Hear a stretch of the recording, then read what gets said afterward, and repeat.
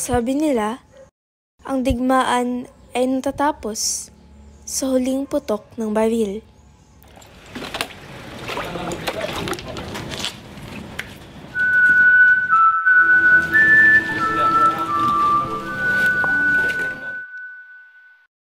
Pero para sa mga batang naiwan, nagsisimula pa lang ang tunay na laban.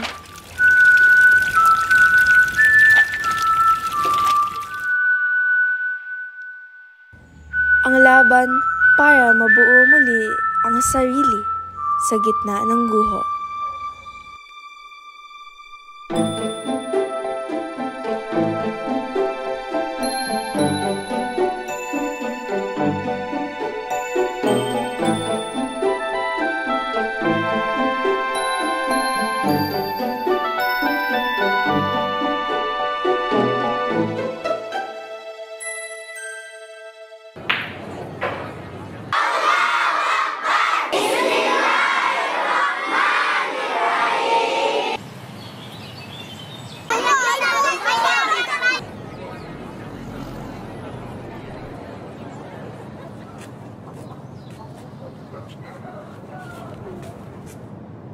Oh, ano ginagawa mo rito?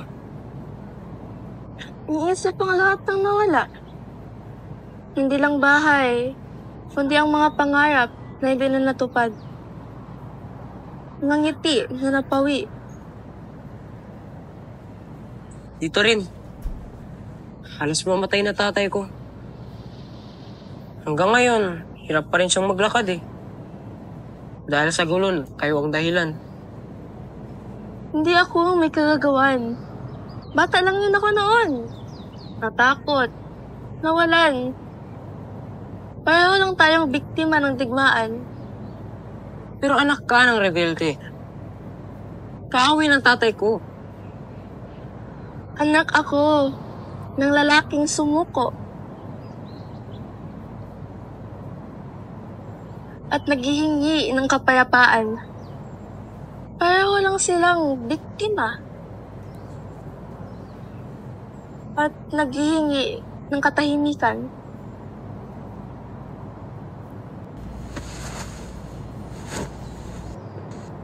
Eto, laruan ko noon. Si Rana. Punad kung paano sinira ng gera ang buhay natin. Pero kahit pa sa pwede pa rin magsilbing paalala. Paalala na kahit anong hirap, may pagkakataong pa rin buuin ang mga nawasak. Kahit hindi na katulad ng dati, pwede pa rin maging mahalaga. Hindi ko inaasahang patawarin mo ako agad. Pero sana, makita mo, hindi ako ang kalaban mo. Ang tunay na kalaban ay ang galit at pagkawatak-watak na patuloy na humahadlang sa ating paghilom.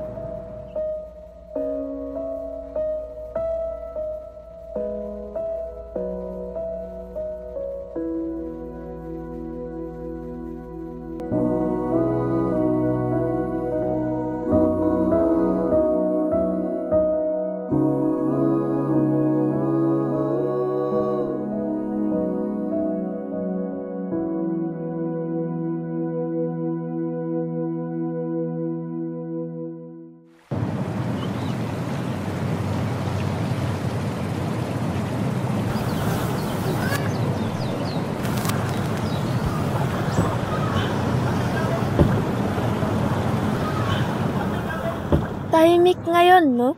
Tahimik. Pero ang katahimikan na ito, anak, ay puno ng hindi mga nasasabi. Puno ng mga alaala na gustong lumutang. Namiss ko to. Yung ganito lang. Tayong dalawa. Yung parang walang mabigat na alalahanin. Purin, anak. Tay, sa dami ng nawala, paano pa natin mahanap ulit ang kapayapaan? So, anak, sa pagpapag patuloy sa simpleng paraan. Sa bawat sagwan, sa bawat benta, sa bawat pag-uusap na may pagmamahal. Sapat na ba yun? Kung ang bawat kilos ay may pagpapatawad at pag-asa, sapat na yun para simulan ang mahika ng kapayapaan.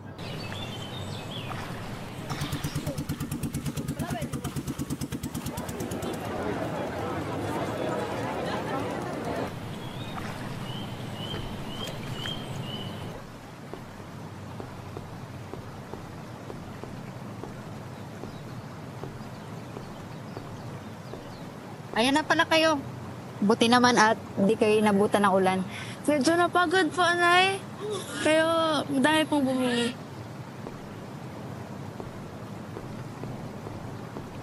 Lakas ang araw. Pero masaya naman ang kwentuhan sa bangka.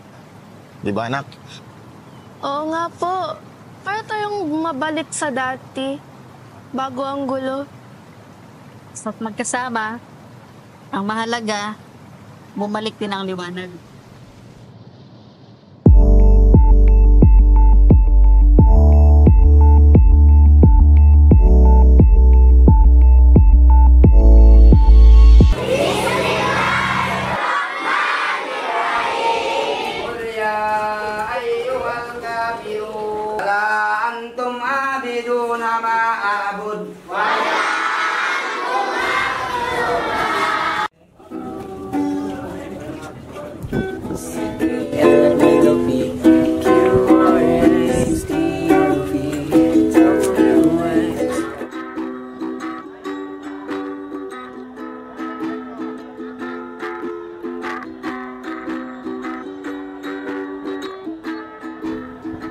Hindi ba't sinabi ko na sa'yo, Arnold? Layuan mo ang anak ng taong halos nagbaon sa akin sa lupa. Hindi ko ginusto ang digmaan. Pero aminado ako, bahagi ako ng pagkawasak. Pero ngayon, ang gusto ko ay kapayapaan at tahimikan para sa ating mga anak.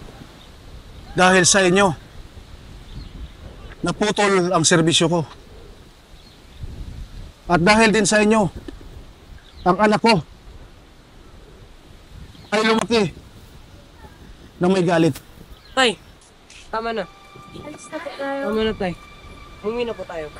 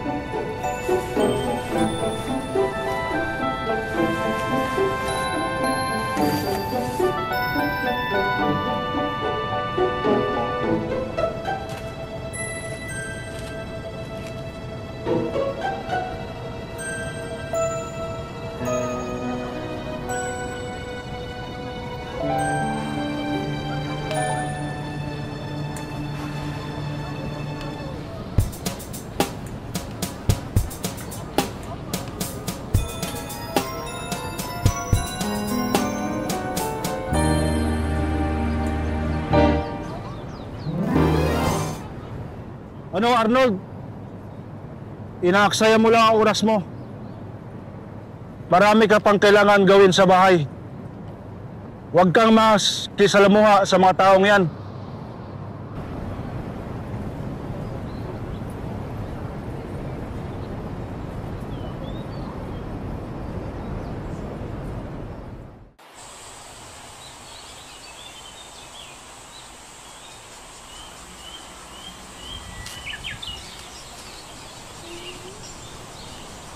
Arnold, Uy!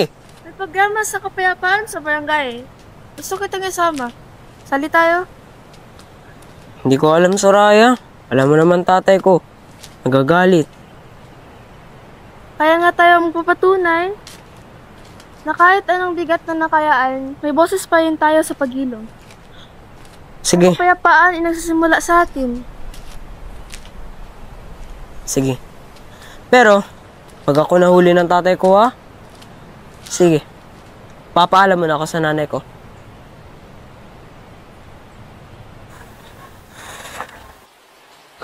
Ay! Huwag pong sumali sa programa sa barangay. Tayo para sa kapayapaan. Programa? Sigurado ka? Magagalit ang tatay mo. Opo, Nay. Gusto ko pong subukan.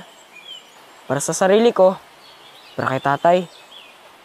Para maipakita sa kanya, may iba pang paraan.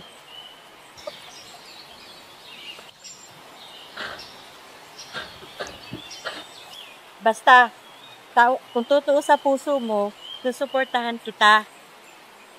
Anak, ang kapayapaan, palaging nasa tamang daan.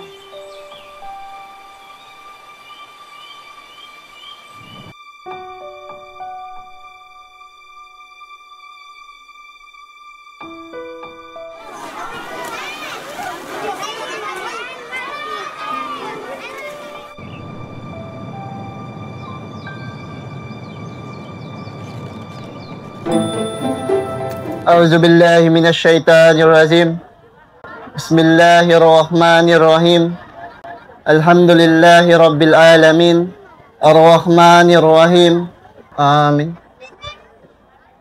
Sign of the cross, Father, Son, the Holy Spirit. Amen.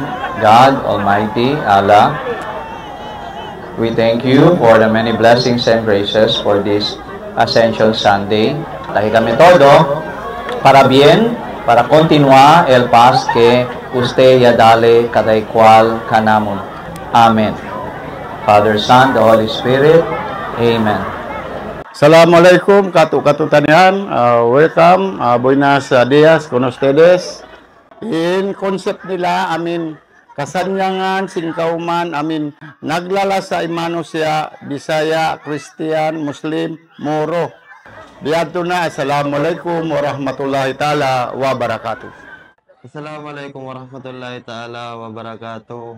Ako po si Jul Kay, ang inyong SK Chairman ng Barangay Maripki. At ako po ang inyong makakasama ngayong araw sa kapayapaan at pagkakaisa. Ngayon naman po, isang espesyal na pagtatanghal mula sa dalawang kabataan, tunay na sumasailalim sa diwa, pagkakaisa at kapayapaan. Kilalanin po natin si Soraya at Arnold.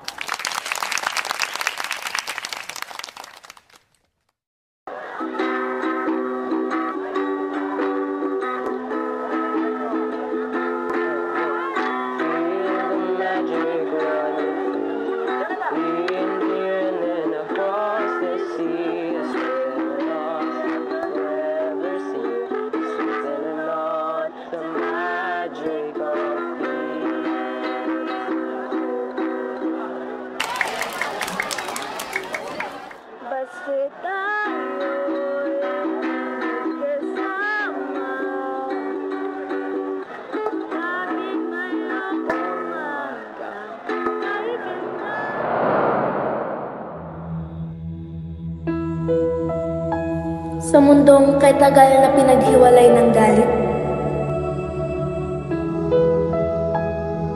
isang pagkadapa ang naging dahilan para sila'y muling magtagpo.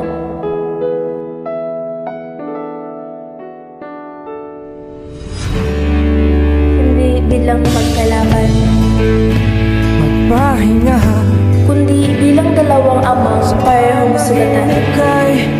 Liligaya, darating din parehong naghahanap ng kapatawaran.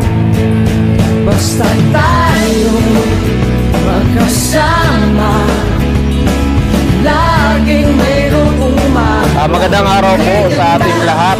Kami po na inyong mga kapatid na Marines ay walang ibang hiling kundi ang magkaroon ng pagkakaisa ng bawat isa at kapayapaan po para sa ating lahat. At ngayon po ay magkakaroon po tayo ng distribution of sleepers po. So maraming salamat po sa inyong lahat na andito ngayon para samahan kami sa aming gagawing activity po. Yun na po at maraming salamat. Basta tayo magkasama. Dapat ang kapayapaan ay nasa ating puso. Dapat nagsisimula yan sa atin. Walang liwanag sa ating pangarap.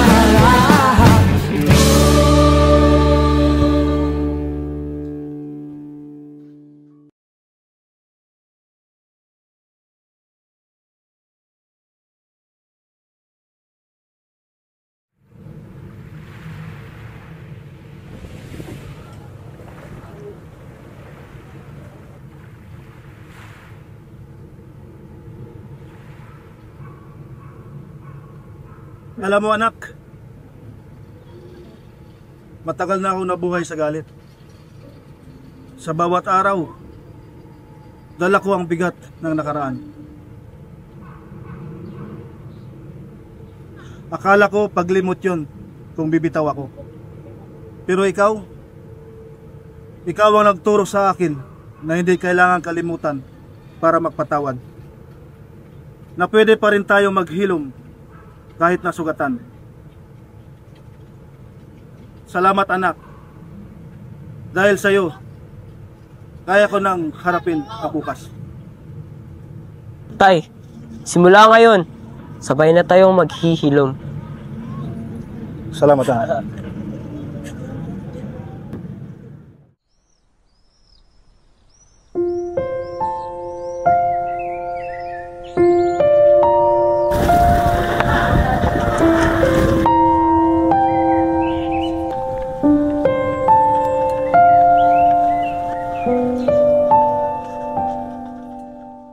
Marami akong naging kasalanan ni Ernesto.